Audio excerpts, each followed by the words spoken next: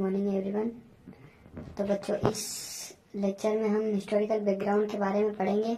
इसको जितना इजी हो सकेगा हम उतनी इजी लैंग्वेज में इसको पढ़ने की कोशिश करेंगे, इसलिए हमने इसके शॉर्ट नोट्स बनाए हैं। लक्ष्मीकांत आपको पढ़ने की ज़रूरत नहीं है क्योंकि हमने इसमें शॉर्ट नोट्स में सारी पूरी लक्ष्मीकांत कवर कर ली है। और आइए हम पढ़ते हैं, स्टार्ट करते हैं। हम स्टार्ट करेंगे हिस्टोरिकल बैकग्राउंड के बेसिक से, फिर हम पढ़ेंगे कंपनी रूल जो कि 1773 से 1858 तक चला। फिर हम पढ़ेंगे क्राउन रूल जो कि 1858 से 1947 तक चला। अब कंपनी रूल जब हम पढ़ेंगे तो इसमें बहुत सारे एक्ट आएंगे, जैसे कि 4 से 5 एक्ट आपको दिखाई दे रहे होंगे। इसमें रेगुलेटिंग एक्ट पढ़ेंगे, हम अमेंडिंग एक्ट पढ़ेंगे, पिट्स एक्ट पढ़ेंगे और एक्ट ऑफ 1786 पढ़ेंगे।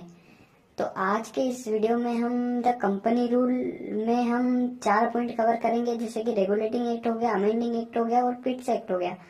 और एक्ट ऑफ 1786 भी हम कवर करेंगे। चार्टर्ड एक्ट थोड़ा लंबा है इसलिए हम इसको नए वीडियो में ऐड करेंगे। ठीक है, तो हम स्टार्ट करते हैं अपने बेसिक्स से। जैसे कि बेसिक्स हम स्टार्ट करते हैं हिस्टोरिकल बैकग्राउंड से। जैसे कि British come in India in 1608 as traders in the form of East India Company under a chartered act granted by Queen Elizabeth first in 1600। ये सब आपको बेसिक तो समझ में आ रहा होगा, जैसे कि ये नॉर्मल सी बेसिक सी हिंदी है और ये आपको समझ में आ रही होगी। इसको समझा देता हूँ मैं एक बार और। ब्रिटिश जो थे वो 1608 में इंडिया में आए थे ईस्ट इंडिया कंपनी के रूप में। इन्होंने यहाँ पर ट्रेड स्टार्ट करी। चार्टर्ड एक्ट ग्रांटर किया गया था क्वीन एलिजाबेथ फर्स्ट के द्वारा 1600 में। उसके थ्रू इन्होंने यहाँ पर ट्रेड स्टार्ट करी। इन 1765 इन्होंने दीवानी जो एक राइट होता है वो इन्होंने हासिल किया, जो कि रेवेन्यू मतलब किसी भी जगह से टैक्स कलेक्ट करना, किसी भी जमीन से टैक्स कलेक्ट करना, इसे रेवेन्यू कहते हैं। ये इन्होंने इनके पास राइट्स आ गया तो इन्होंने सिविल जस्टिस और रेवेन्यू पे अपना कब्जा कर लिया। और 1765 से इन्होंने ये इन सब पर अपना हक जमाना चालू किया और इंडिया में रेवेन्यू और सिविल जस्टिस इन्होंने स्टार्ट कर दिया। अब चलते हैं हम company rule. The company rule 1773 से 1858 तक जो कंपनी रूल चला उसके बारे में हम पढ़ना स्टार्ट करते हैं। कंपनी रूल में पहला रेगुलेटिंग एक्ट 1773 लाया गया। इस रेगुलेटिंग एक्ट में क्या हुआ हम देखते हैं। कंपनी रूल में ये रहा रेगुलेटिंग एक्ट 1773। ये जो एक्ट मैं बता रहा हूँ ये आपको कहीं और से पढ़ने की जरूरत नहीं पड़ेगी क्योंकि मैंने पूरी लक्ष्मीकांत में से एक एक पॉइंट कवर कर लिया है। आपको यूपीएससी 2026 के लिए कहीं और से पढ़ने की जरूरत नहीं है, एक एक पॉइंट इसमें कवर है। तो हम स्टार्ट करते हैं रेगुलेटिंग एक्ट ऑफ 1773। ये एक्ट बेसिकली इसलिए बनाया गया था ताकि ईस्ट इंडिया कंपनी पे कंट्रोल किया जा सके, उसको रेगुलेट किया जा सके। इसका मेन फंक्शन यही था। फिर इसका जो फायदा हुआ वो ईस्ट इंडिया कंपनी को ये हुआ कि उनको पॉलिटिकल और एडमिनिस्ट्रेटिव फंक्शंस जो थे कंपनी को, उनको मान्यता मिल गई, कानूनी मान्यता मिल गई। और देखिए इसमें थर्ड पॉइंट आपको दिख रहा होगा, led the foundation of central administration, मतलब केंद्रीय शासन की नींव रखी गई, जिससे एक केंद्रीय मतलब एक सेंट्रलाइजेशन हो सके, इसकी एक नींव रखी गई। फीचर्स जो थे इस एक्ट के वो पहला पॉइंट आपको दिख रहा होगा, governor of Bengal as the governor general of Bengal, मतलब जो गवर्नर था बंगाल का उसको गवर्नर जनरल ऑफ बंगाल बनाया गया। फर्स्ट गवर्नर जनरल जो था वो लॉर्ड वॉरेन हेस्टिंग था।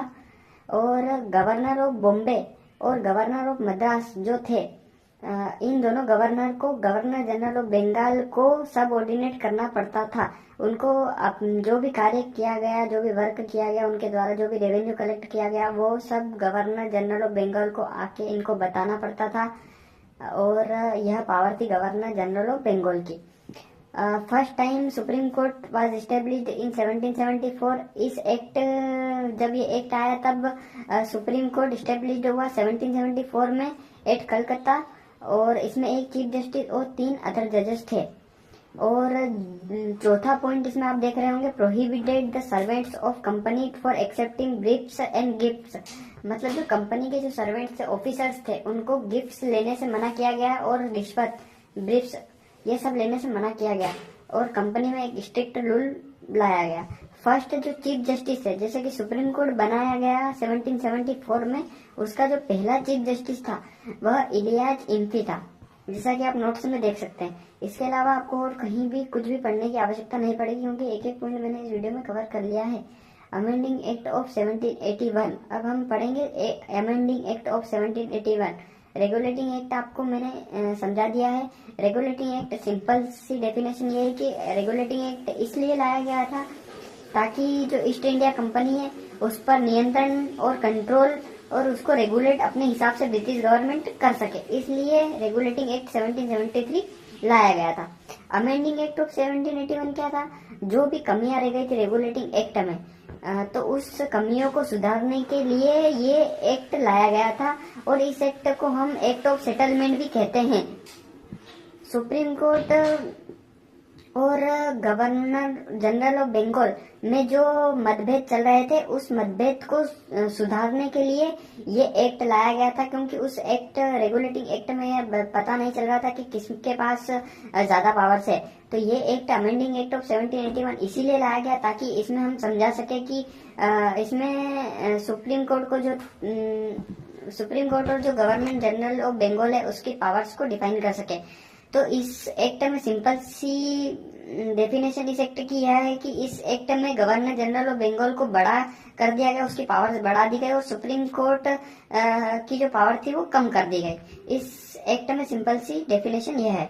अब फीचर्स पढ़ लेते हैं इस एक्ट के हम। पहला फीचर्स ये था कि supreme court was restricted from interfering in any official work of East India company. मतलब ईस्ट इंडिया कंपनी के जो भी ऑफिशियल वर्क थे उसमें सुप्रीम कोर्ट इंटरफेयर नहीं कर सकता था, उसके पास कोई अथॉरिटी नहीं थी। दूसरा पॉइंट जो देख रहे हैं, उसके पास कोई अथॉरिटी नहीं थी जमींदार के ऊपर, और रेवेन्यू केसेस और लैंड केसेस में सुप्रीम कोर्ट इंटरफेयर नहीं कर सकता था। The decisions of governor general were made final, supreme court could not question. मतलब जो गवर्नर जनरल ऑफ बंगाल था उसका डिसीजन फाइनल रहेगा, सुप्रीम कोर्ट उसमें क्वेश्चन नहीं कर सकती, ना ही कोई डिसीजन दे सकती है। और इस एक्ट के थ्रू कुछ लॉज लाए गए, जैसे Hindu law applied for Hindus और मुस्लिम लॉ अप्लाइड फॉर मुस्लिम। मतलब जो लॉ बनाए गए थे हिंदू के वो हिंदू पे अप्लाइड होंगे, जो मुस्लिम के लॉ बनाए गए थे वो मुस्लिम पे अप्लाइड होंगे। और इसका सिंपल सा ये है कि अमेंडिंग एक्ट ऑफ 1781 में हम सिंपल सी भाषा में समझ सकते हैं कि रेस्ट्रिक्टेड कर दी गई सुप्रीम कोर्ट की पावर्स और establish the supremacy of governor. मतलब सुप्रीम कोर्ट की पावर कम कर दी गई, गवर्नर जनरल की पावर बढ़ा दी गई। याद रखने के लिए हम क्या कर सकते हैं, 1781 इज इक्वल टू कोर्ट की पावर कम और कंपनी की पावर स्ट्रॉन्ग। सिंपल सी डेफिनेशन यह है इस एक्ट की। हम देख लेते हैं पिट्स एक्ट ऑफ 1784। पिट्स एक्ट क्या था? ये बहुत ही इंपॉर्टेंट है यूपीएससी एग्जाम्स के लिए और प्रीलिम्स के लिए और मेंस के लिए, तो बहुत ही इंपॉर्टेंट है। तो हम इसको अच्छे से पढ़ लेते हैं। इसके पॉइंट वाइज पॉइंट हम आपको रिवाइज करवा दूंगा मैं, इसके शॉर्ट नोट्स है। इसका आप मेंस में भी लिख सकते हैं और प्रीलिम्स में भी सारे पॉइंट इसके कवर हो जाएंगे। तो पहला पॉइंट आप देख सकते हैं, ब्रिटिश गवर्नमेंट का कंट्रोल स्टार्ट हुआ कंपनी पर। मतलब जो ब्रिटिश गवर्नमेंट थी उसका कंट्रोल स्टार्ट हो गया कंपनी पर। इसका मैंने सिंपल सा हिंदी में बनाया ताकि आप सब समझ सके और याद रख सके। बोर्ड ऑफ कंट्रोल बनाया गया, 6 मेंबर्स का जो बोर्ड ऑफ कंट्रोल था वो बनाया गया इस एक्ट के थ्रू। बोर्ड ऑफ कंट्रोल ने सिविल, मिलिट्री और रेवेन्यू मैटर्स कंट्रोल किए। ड्यूअल गवर्नमेंट सिस्टम आए, कंपनी ने ट्रेड संभाला और ब्रिटिश गवर्नमेंट जो थी उन्होंने एडमिनिस्ट्रेशन पावर संभाला। क्राउन जो ब्रिटिश गवर्नमेंट थी उन्होंने एडमिनिस्ट्रेशन संभाला। गवर्नर जनरल ऑफ बंगाल था वो पावरफुल बनाया गया इस एक्ट के थ्रू।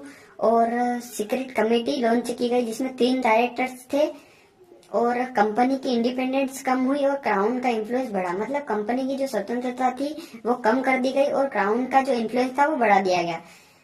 ये था पिट्स एक्ट ऑफ 1784, जो कि पढ़ लेते एक्ट ऑफ 1786।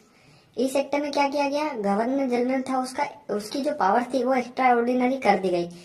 एक्स्ट्रा ऑर्डिनरी मतलब उसकी पावर्स को बहुत बढ़ा दिया गया। गवर्नर जनरल जो अपनी एग्जीक्यूटिव काउंसिल को ओवरराइड कर सकता था, जो उसकी एग्जीक्यूटिव काउंसिल थी उसको ओवरराइड कर सकता था। मिलिट्री मैटर्स में जो फाइनल डिसीजन होते थे, जो अथॉरिटी होती थी, गवर्नर जनरल के पास पावर्स थी कि वो उसको ऑथोराइज करे। लॉर्ड कॉर्नवालिस पहले ऐसे गवर्नर थे जिन्होंने इन सब पावर्स का यूज किया।